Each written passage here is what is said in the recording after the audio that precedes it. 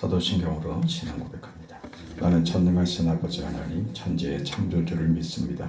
나는 그의 유일하신 아들 우리 주 예수 그리스도를 믿습니다. 그는 성령으로 잉태되어 동정녀 마리아에게서 나시고 본디오 빌라도에게 고난을 받아 십자가에 못 박혀 죽으시고 장사된 지 사흘 만에 죽은 자 가운데서 다시 살아나셨으며 하늘에 오르시어 전능하신 아버지 하나님 우편에 앉아 계시다가 거기로부터 살아있는 자와 죽은 자를 심판하러 오십니다. 나는 성령을 믿으며 거룩한 공교회와 성도의 교제와 죄를 용서받는 것과 몸의 부활과 영생을 믿습니다. 아멘. 314장 찬송합니다. 314장입니다.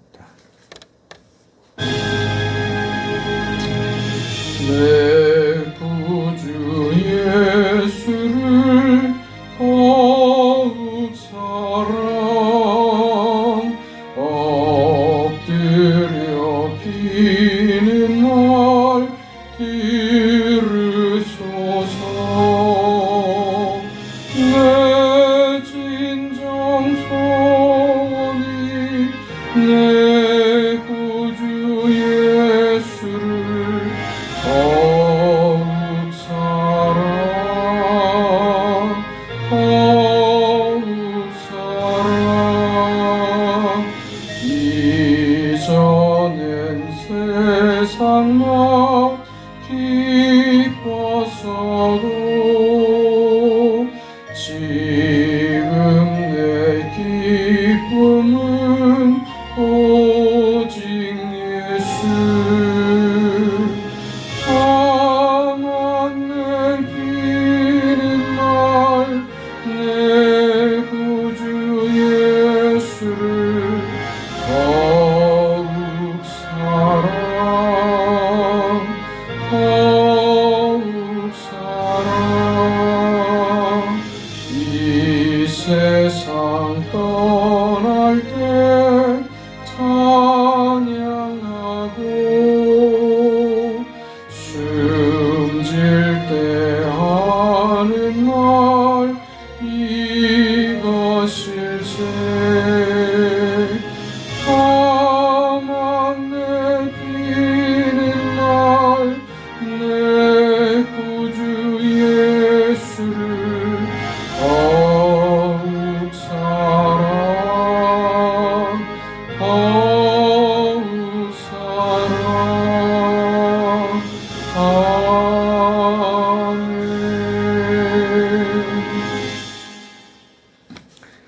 하나님의 말씀 사도행전 18장 5절에서 11절까지 말씀입니다.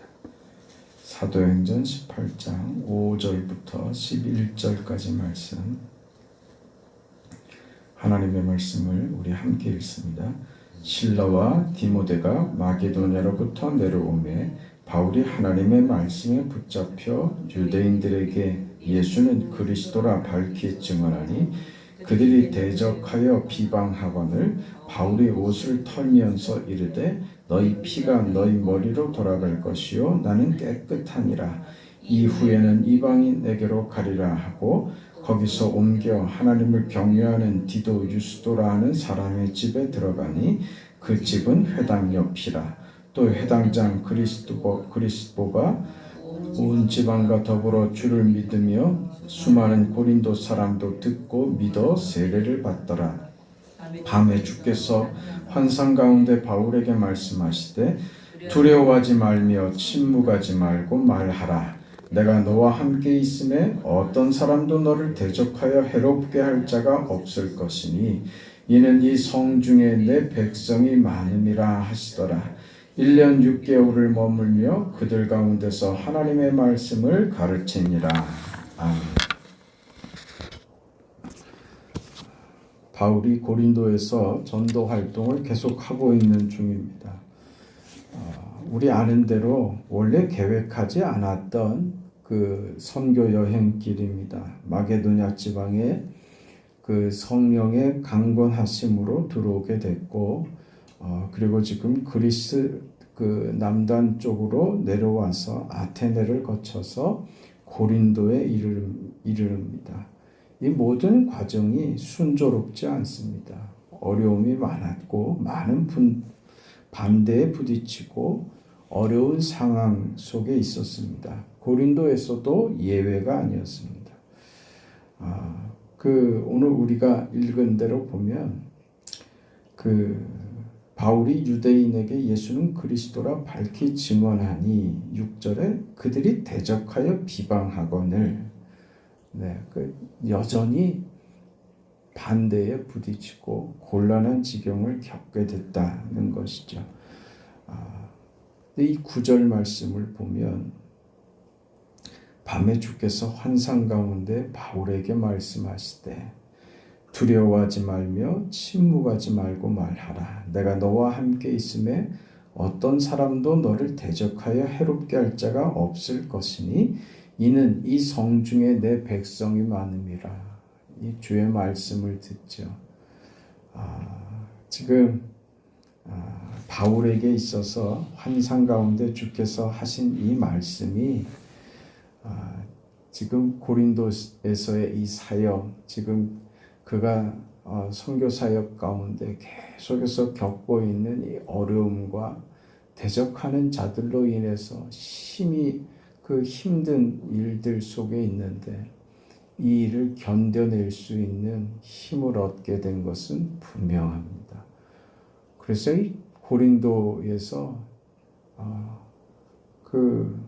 1년 6개월이라고 하는 오랜 시간을 이곳에 머물면서 고린도 교회를 세우고 사역하는 일에 많은 시간을 할애하고 정성을 쏟을 수 있는 그 이유가 주님의 이 말씀 때문에 바울이 그럴 수 있었던 것입니다. 단지 그 주님의 음성을 들었다고 하는 그 확신과 위로 때문만이 아니라 이 말씀입니다. 제일 중요한 것이 내가 너와 함께 있어 너를 해치지 못하게 할 것이다 라고 하는 이 말씀이 바울에게 힘이 되지만 이것으로 바울이 견뎌내는 것이 아니라 정말 바울을 견뎌내게 하고 고린도에서 1년 6개월이나 체류하면서 그 사역을 할 수 있도록 만든 결정적인 말씀은 뭐냐면 이 성중에 내 백성이 많음이라 하는 이 말씀이에요. 말하자면 예정하신 하나님의 택자가 이곳에 있다. 내가 구원할 택자들이 이곳에 있다. 저들을 네가 구원해내라. 이 말씀인 거예요. 그래서 바울은 이 말씀을 붙들고 지금 견뎌내고 그 사역에 열심을 낼 수 있었던 것입니다. 우리는 그 예정론으로 얘기를 하면 자칫 이 예정론을 오해를 해서 숙명론으로 이해를 하는 경우들이 많이 있습니다. 하나님께서 택하시고 하나님께서 정하셨으니 하나님께서 알아서 하실 것인데 우리가 노력하고 수고할 이유가 뭐가 있을 것이냐. 어차피 하나님이 다 하실 것인데 내가 할 일이 뭐가 있느냐. 내가 안 해도 하나님이 다 하실 것이라고 하는 손을 놓는 것이죠. 그러니까 우리의 그 책임을 회피하는 것으로 이 예정론을 들먹이는 경우들을 우리가 본다 이거죠. 그러나 오늘 바울의 경우를 보면 이 예정론이 하나님께서 택하신 백성이 이 성중에 많다라고 하는 이 택자에 대한 이야기가, 예정론에 대한 이야기가 바울을 더 게으르게 만들거나 그가 일을 안 해도 되는 쪽으로 가는 게 아니라 오히려 낙심하고 좌절돼서 손을 놓고 싶은 지경에 더 힘을 내어서 할 수 있도록 그를 자극하고 용기를 주는 동기가 됐다는 것이죠. 그러니까 예정론은 하나님이 정하셨다라고 하는 것이 우리의 게으름을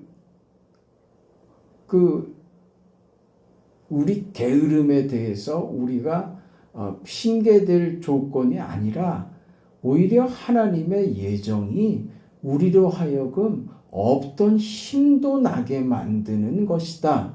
이게 지금 오늘 바울을 통해서 우리가 보고 배워야 하는 것입니다. 하나님이 계획하시고 그 결과를 정하셨다라고 하는 것은 그렇게 하나님께서 계획하시고 정하셨기 때문에 자동적으로 결과가 따라온다고 이해하면 안 됩니다. 그렇게 안 하십니다. 하나님께서 계획하십니다. 정하십니다. 그리고 그 일을 하나님이 이루십니다.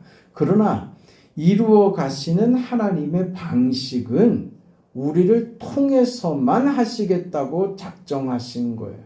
그게 하나님의 섭리입니다. 말하자면 계획하시고 작정하셨을 뿐 아니라 그 일이 되도록 섭리하시고 그 일을 실제로 수행하시는 분이라고 하는 것을 우리가 알아야 합니다. 하나님께서 그의 백성을 구원하기 위하여 하나님께서 우리를 하나님의 자녀로 만들기 위하여 우리 죄를 없애는 작업을 먼저 하셔야 됐습니다.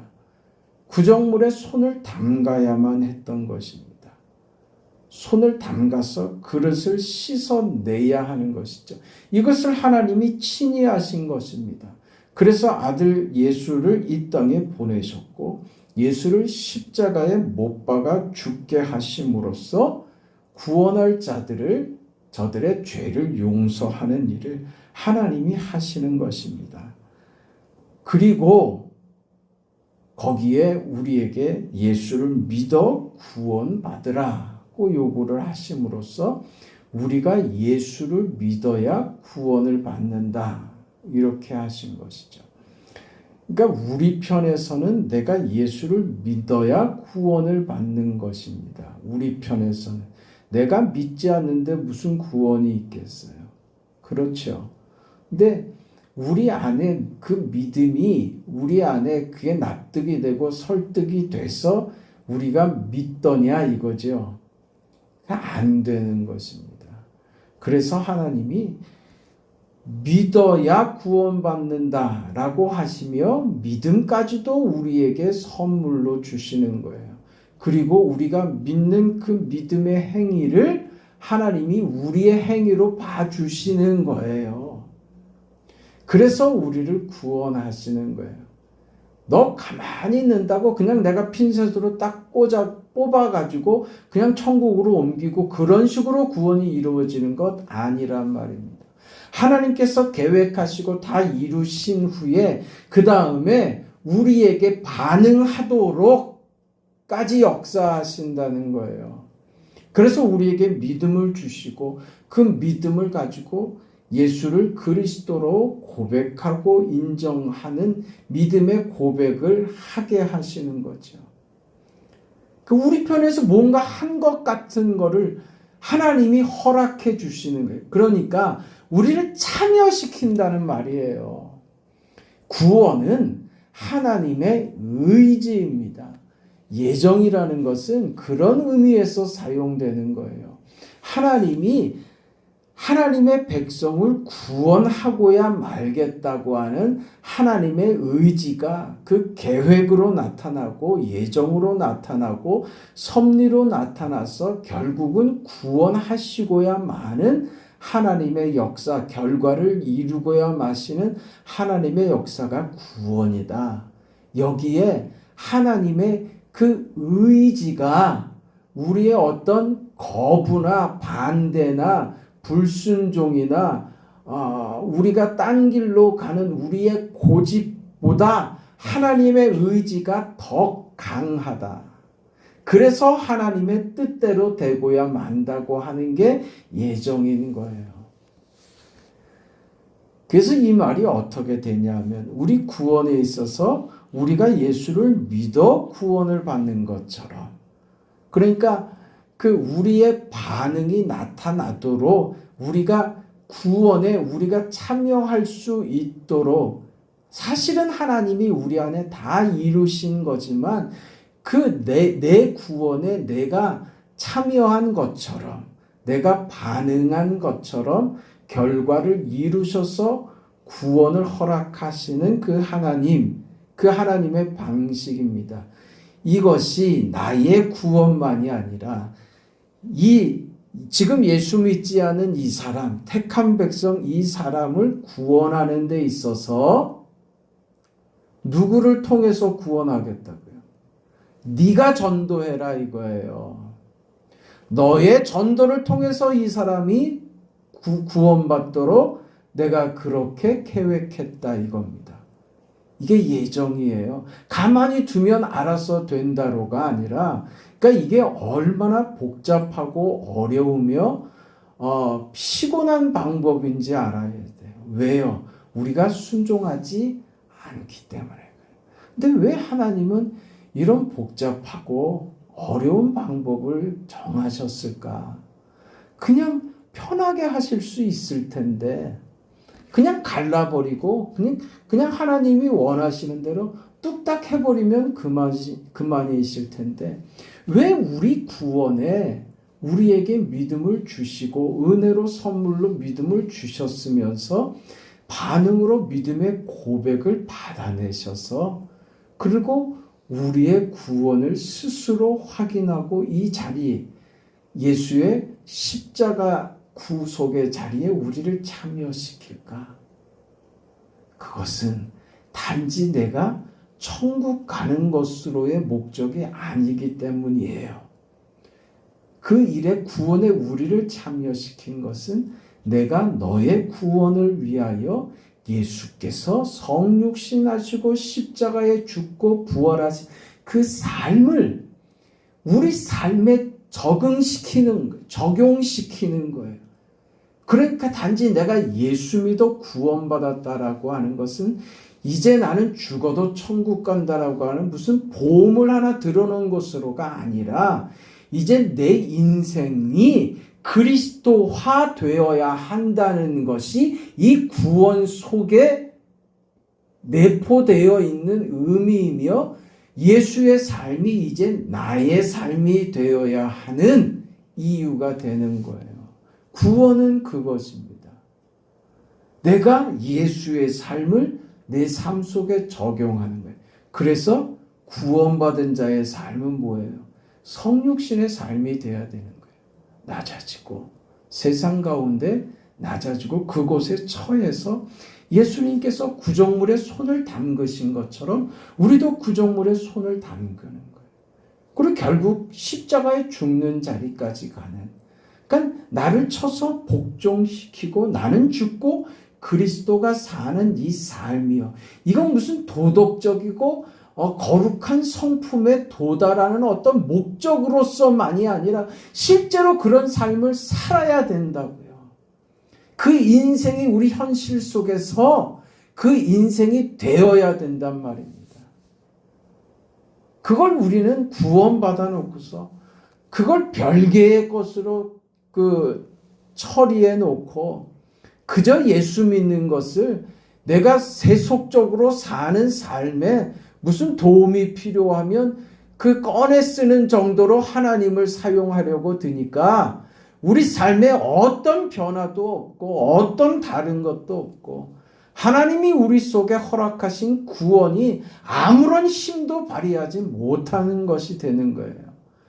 늘 여전히 똑같은 모습으로 세상 사람과 오히려 더 악랄하고 지독하게 사는 모습으로 나타나더란 말이에요.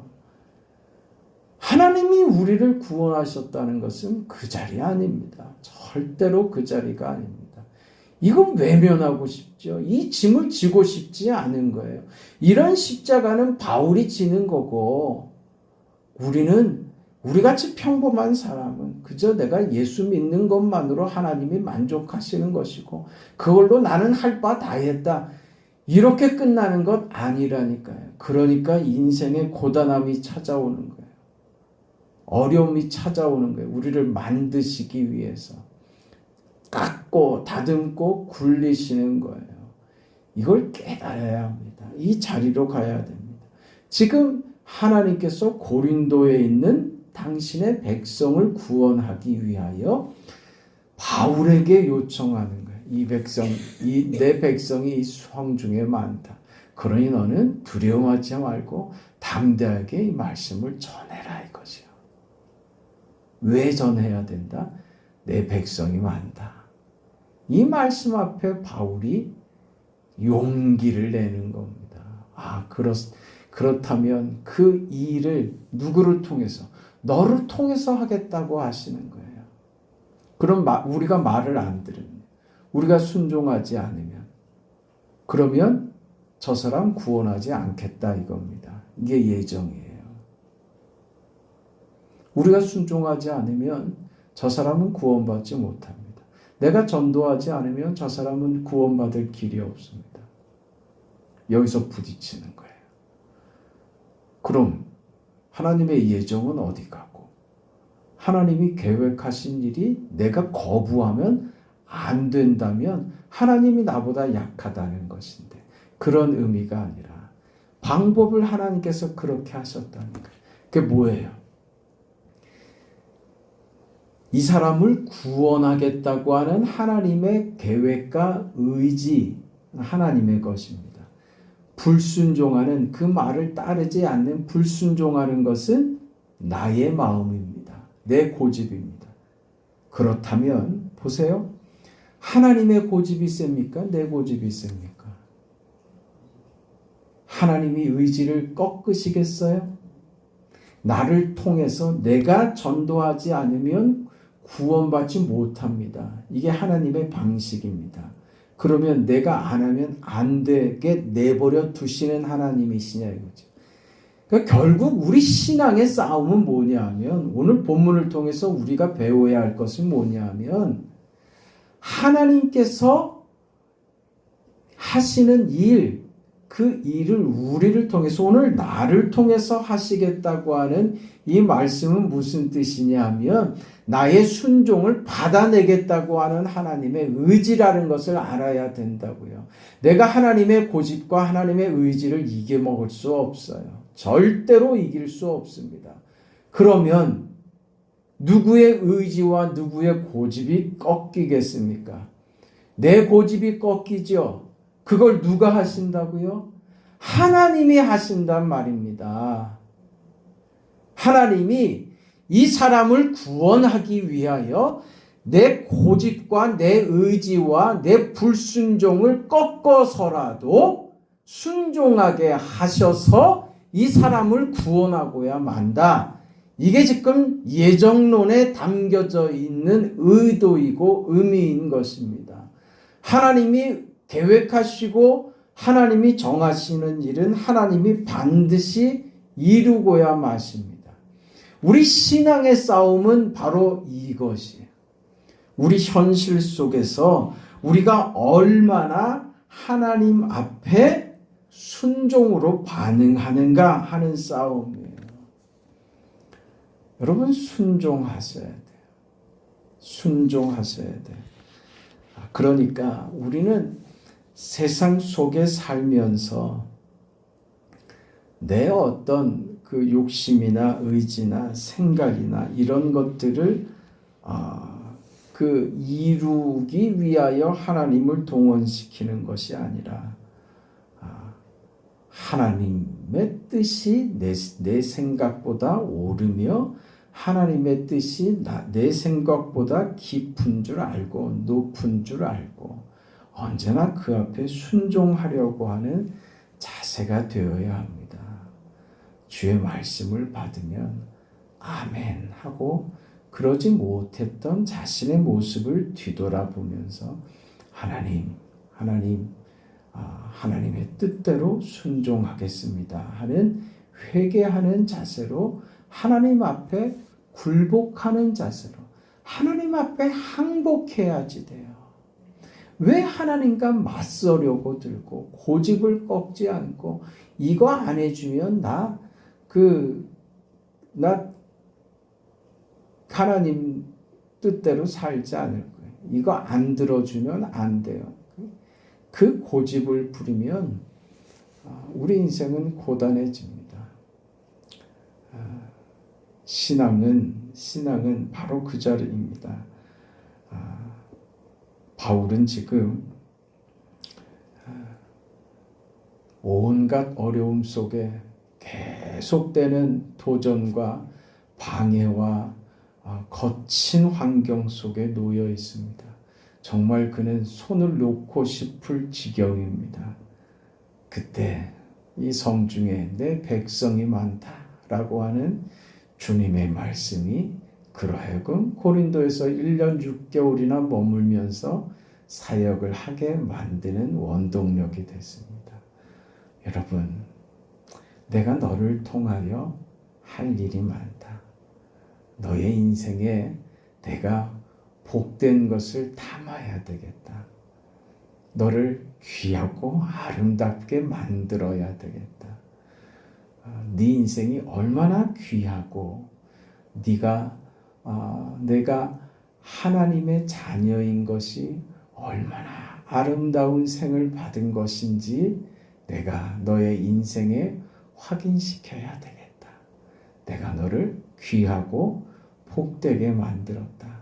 그런 인생을 삶 속에서 네가 누리기를 바라고 그 인생을 많은 사람들에게 보이기를, 네 인생을 통해서 그것을 보이기를 내가 바란다. 하나님의 말씀입니다. 이 작은 시골 교회 안에 요즘 제가 그런 생각을 해요. 하나님이 저를 왜 이곳에 보내셨을까? 이 말씀을 보면서 제가 깨닫는 거예요. 다시 한번 이 마음이 드는 거예요. 이분들을 위해서였구나. 이분들을 위해서였구나. 이분들의 어떤 아픔이나 어떤 부족한 부분이나 그게 목사가 답답해야 할 것이 아니라 이것을 성장시키고 못 봤던 부분들을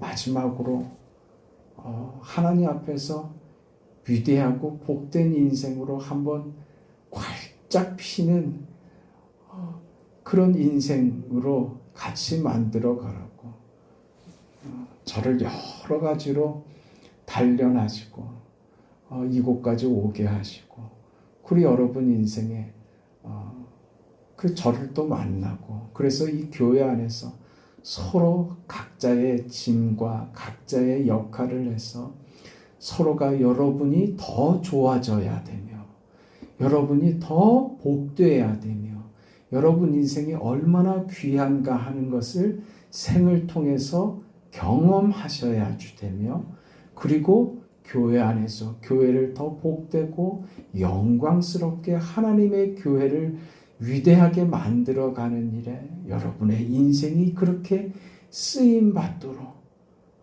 이 일을 위해서 이렇게 이 교회에 저를 보내시고 또 여러분을 이곳에서 이렇게 여러분을 붙잡아 이렇게 같이 이루어가게 하시는구나 하는 것을 고린도 교회를 보면서 제 마음에 그런 확신이 들었습니다. 여러분, 우리 이 일을 한번 해보자고요. 네? 그 사도 바울이 주님이 주신 이 말씀 때문에 힘을 얻어서 정말 열심을 낼 수 있었던 것처럼 오늘 주님이 우리에게 주시는 이 위로의 말씀 말입니다. 두려워하지 말라고요. 네 인생 아무것도 아닌 거 아니라고.